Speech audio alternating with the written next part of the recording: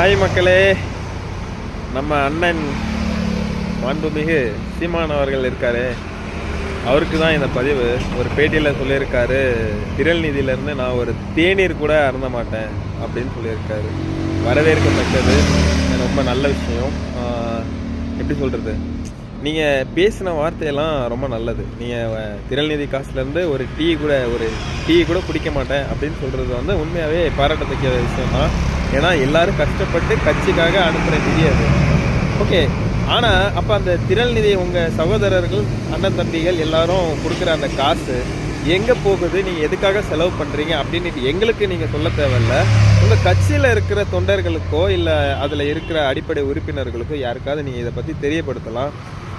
நீங்கள் வந்து இந்த விஷயத்தில் கொஞ்சம் டிரான்ஸ்பரண்டாக வெளிப்படையாக இருந்தீங்கனாலே உங்களுக்கான மரியாதை தானாக க்ரியேட் ஆகும்.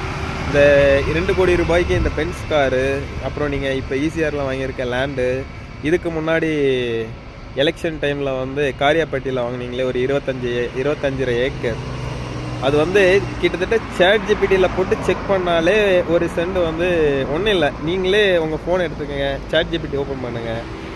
காரியாப்பட்டியில், விருதுநகர் மாவட்டம் காரியாப்பட்டியில் ஒரு சென்ட் நிலம் என்ன ரேட்டு போகுது அப்படின்றது நீங்களே சேட் ஜிபிடியில் கேட்டு தெரிஞ்சுக்கோங்க. நீங்கள் யாருக்கிட்டே போய் விசாரிக்க தேவையில்ல, எதுவுமே தேவையில்ல. சேட் ஜிபிடியில் கேட்டால் அதுவே ஆட்டோமேட்டிக்காக அங்கே என்ன ரேட் போகுதுன்னு சொல்லிடும். 25 ஏக்கர் என்ன ப்ரைஸ் வருதுன்னு டோட்டலாக ஒரு கணக்கு போடுங்க. அதே மாதிரி அஃபடெக்டில் அவர் என்ன அதோட ரிஜிஸ்ட்ரேஷன் ப்ரைஸ் எவ்வளோ கொடுத்துருந்தாருன்னு பாருங்கள். 50 லட்சமோ 55 லட்சமோ கொடுத்துருந்தாரு. ஸோ இதெல்லாம் கொஞ்சம் செக் பண்ணி பாருங்கள்.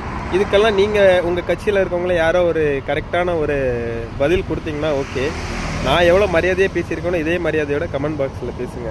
எல்லாருக்கும் பேசுகிறதுக்கு வரும், பார்த்து பேசுங்க.